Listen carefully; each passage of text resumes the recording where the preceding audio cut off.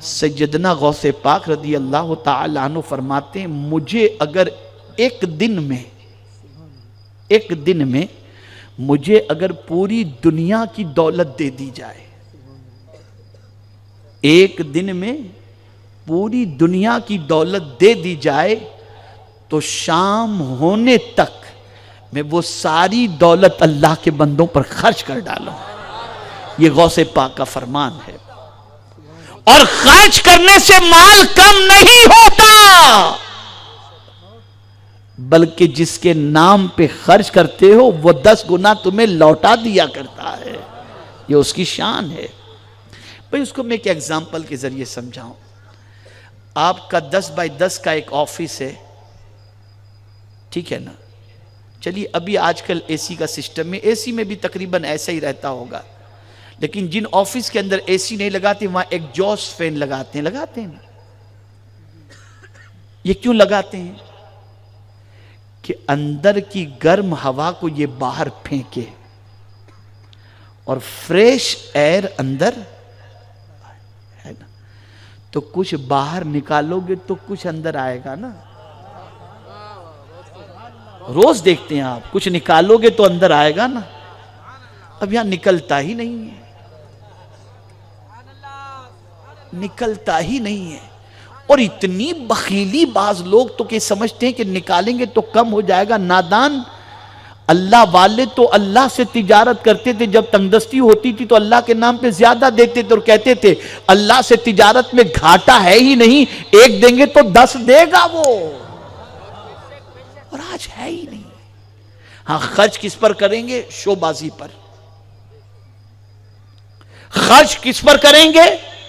دنیا کو دکھا دے پر، تاکہ پتا چلے ان کے پاس کروڑوں ہیں، بھلے پھر وہ قرض لے کر کے ہوں یا بینک کا قرض چڑھا ہوا ہو. یہ حال ہے دنیا کا. ہم آج تباہ ہوئے صرف حضور کی تعلیم پر توجہ نہ دینے کی وجہ سے.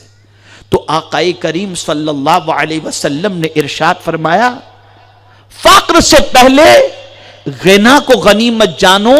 یعنی اگر اللہ نے تم کو بے نیاز رکھا ہے اور تمہیں جو ہے خوشحالی عطا فرمائی ہے تو تم فقر و فاقے سے پہلے اس خوشحالی کو غنیمت جانو اور اپنی اس خوشحالی کے زمانے کے اندر ہی اچھے کام کرتے چلے جاؤ تاکہ پروردگار جل جلالہ اس کا بدلہ تمہیں تنگدستی میں بھی عطا فرما دے. بہت سارے لوگ دولت آتی ہے تو کالر ذرا ٹائٹ ہو جاتا ہے، اکڑنے لگ جاتے ہیں. تو جب تنگدستی آتی ہے تو لوگ کہتے ہیں یار اس کو تو ضرورت تھی اس چیز کی، بہت اکڑتا تھا. لیکن ایک آدمی سخاوت بھی کرتا ہے، مالدار ہے لیکن غریبوں سے جھک کر کے ملتا ہے، غریبوں کو پہلے سلام کرتا ہے، غریبوں کی دعوت کو قبول کرتا ہے. تو جب مصیبت آتی ہے تو غریب کا ہاتھ اٹھ جاتا ہے، اے اللہ اس کی مصیبتوں کو دور فرما دے. اس لیے یاد رکھو کہ سرمایہ داری کے زمانے کے اندر کوئی ایسا کام نہ کرنا جو کام اللہ کو ناپسند اور اس کے رسول کو ناپسند ہو. چوتھی بات میرے آقا صلی اللہ علیہ وسلم نے ارشاد فرمائی وَفَرَاغَكَ قَبْلَ شُغْلِكَ.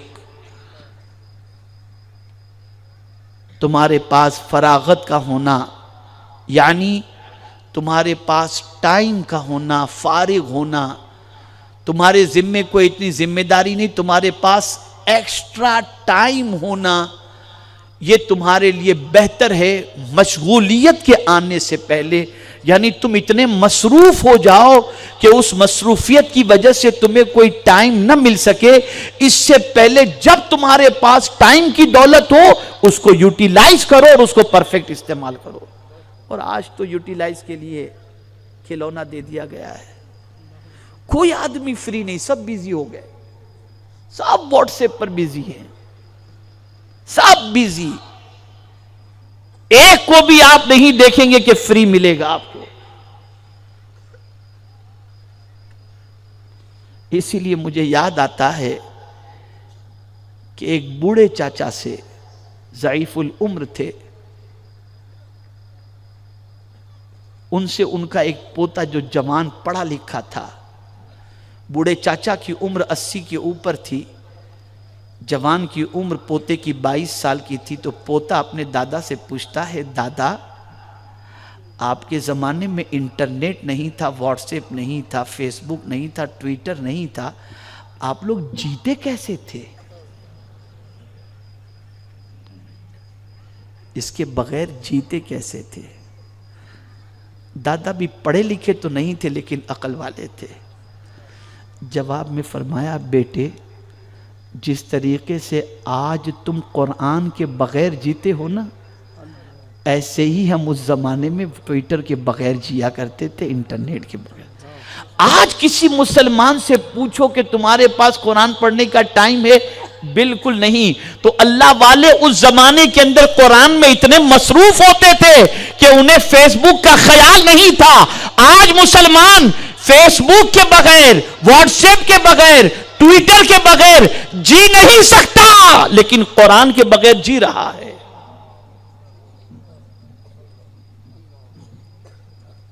कुरान की तिलावत नहीं कर रहा, कुरान रोजाना नहीं खोल रहा। सुबह उठ के आंख मसलेगा, पहले मोबाइल उठाएगा, देखेगा किसका व्हाट्सएप है। सोने से पहले चेक करेगा किसका व्हाट्सएप है। तो आज का मुसलमान कुरान के बगैर जी रहा है। नादानो क्या हो गया?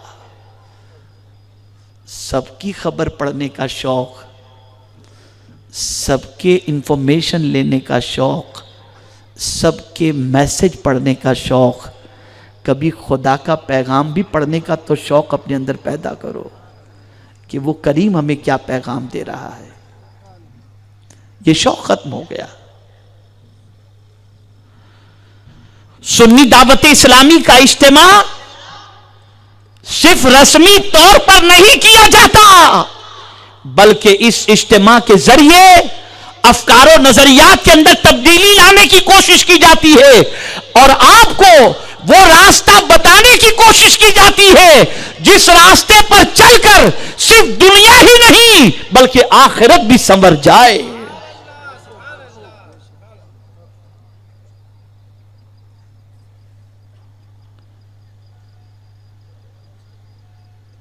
आज इंसान मसरूफ हो गया, बिजी हो गया। बल्कि हमने तो ऐसे जालिम को भी देखा है कि हकीकी भाई अगर बीमार है और हॉस्पिटलाइज हुआ तो सोचता है नहीं जाऊंगा तो कैसे चलेगा यार, कहीं घर वालों में वो ना हो जाए, चलो थोड़ा सा जाता है, रस्मी तौर पर खड़े खड़े मिल करके चला आता है। अपने भाई का हक समझकर उसकी इयादत के लिए नहीं, या दुनिया को दिखाने के लिए या शर्मिंदगी से बचने के लिए वो भाई की इयादत के लिए चला जाता है। अल-इयाज़ु बिल्लाह, हालात बड़े खराब हो चुके हैं। अब पांचवी बात मेरे आका सल्लल्लाहु अलैहि वसल्लम ने फरमाई, व हयातक क़ब्ल मौतिक, और मौत से पहले जिंदगी को गनीमत जानो। मौत से पहले जिंदगी को गनीमत जानो। इधर रूह कब्ज हुई, अब किसी अमल का तुम्हारे पास वक्त नहीं। जो अमल के लिए अल्लाह ने तुम्हें टाइम दिया था जिंदगी की शक्ल में, वो टाइम फिनिश हो गया। अब कब्र में जाकर तुम सोचो मैं सजदा करूं, नहीं हो सकता। नमाज पढ़ूं, अब नहीं हो सकता। तो मौत से पहले जो अल्लाह ने तुम्हें जिंदगी दी है, इस जिंदगी को गनीमत जानो। सैयदना अबू हुरैरा रदियल्लाहु ताला अन्हु फरमाते हैं कि आकाए करीम सल्लल्लाहु अलैहि वसल्लम ने इरशाद फरमाया, क़यामत के दिन अमाल अच्छी शक्ल में आएंगे। नमाज आएगी और रब की बारगाह में अर्ज करेगी, ए अल्लाह मैं नमाज हूं। तो रब इरशाद फरमाएगा तू खैर पर है। फिर सदका आएगा, अर्ज करेगा मौला मैं सदका हूं। अल्लाह इरशाद फरमाएगा तू खैर पर है। रोजा आएगा, अर्ज करेगा मैं रोजा हूं। अल्लाह फरमाएगा तू खैर पर है। اس طریقے سے مختلف اعمال آئیں گے.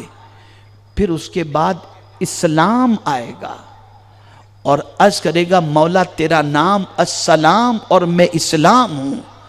رب فرمائے گا تیری ہی وجہ سے کچھ کو نوازا جائے گا اور کچھ گھاٹے میں ہوں گے. اور پھر میرے آقا صلی اللہ علیہ وسلم نے یہ آیہ کریمہ تلاوت فرمائی وَمَنْ يَبْتَغِ غَيْرَ الْإِسْلَامَ دِينًا فَلَنْ يُقْبَلَ مِنْهُ وَهُوَ فِي الْآخِرَةِ مِنَ الْخَاسِرِينَ. جو لوگ اسلام کے علاوہ کسی اور دین کو قبول کریں گے، پسند کریں گے، وہ آخرت میں گھاٹے کے اندر ہوں گے. یہاں سے یہ بات واضح ہو گئی کہ میرے پیارے آقا صلی اللہ تعالی علیہ وسلم کے پیارے دیوانوں، زندگی کے اندر اللہ کے قانون کو فالو کرو، اسلام کو فالو کرو اور اپنی حیات کی قدر کرو. زندگی جو اللہ نے عطا فرمائی ہے اس کی قدر کرتے ہوئے نیکیاں کرو، اللہ کی بندگی کرو، اللہ کے رسول صلی اللہ علیہ وسلم کی اطاعت کرو. اب یہاں میں آپ کو بتاؤں عبادت کی لالچ اللہ والوں میں کیسی رہی، عبادت کی حرص اللہ والوں میں کیسی رہی. اللہ اکبر. ایک بزرگ پہلے روٹیاں تناول فرماتے تھے اور اس کے کچھ دنوں کے بعد انہوں نے کہا اب روٹیاں بند کر دو، اب میرے لیے صرف مشروب لے کر کے آؤ، کوئی پینے کی چیز لے کر کے آؤ جس میں تھوڑی سی توانائی ہو اور میں وہ شربت پی لیا کروں جس سے میرے بدن میں ضرورت جتنی قوت آ جائے. اللہ اکبر. ان کے لیے مشروب تیار کیا گیا. اب وہ صرف شربت پی لیتے تھے، ان کی طبیعت کے اندر جو ہے سکون مل جایا کرتا تھا. ایک دن لوگوں نے پوچھا حضرت یہ تو بتائیے کہ آپ صرف شربت پر اکتفا کیوں کرتے ہیں، روٹی کھانا آپ نے کیوں چھوڑ دیا، روٹی تناول کرنا کیوں چھوڑ دیا؟ روٹی میں طاقت ہے، توانائی ہے. اب وہ بزرگ جو جواب میں ارشاد فرماتے ہیں، کان کھول کر کے سنو، ارشاد فرماتے ہیں میں نے کاؤنٹ کیا، میں نے گنتی کی، روٹی چبانے کے اندر، روٹی چبانے میں جتنا وقت لگتا ہے اتنا وقت جو ہے اگر میں سبحان اللہ پڑھوں تو 100 مرتبہ سبحان اللہ پڑھ سکتا ہوں. تو میں نے سوچا کہ مجھے تو روٹی سے طاقت ہی ملتی ہے نا، اگر میں شربت پی لوں تو اتنی ہی طاقت مل جائے تو میں اتنا وقت اللہ کی یاد میں گزار دوں. اے رسول اعظم صلی اللہ علیہ وسلم کے دیوانوں، یہ اللہ والوں کی سوچ تھی، یہ اللہ والوں کی فکر تھی. مسلمانوں، گناہ میں سکون نہیں ہے، عبادت میں سکون ہے. اللہ کی اطاعت کرو، دنیا میں بھی سکون سے رہو گے، قبر میں بھی سکون سے رہو گے اور محشر میں بھی سکون سے رہو گے.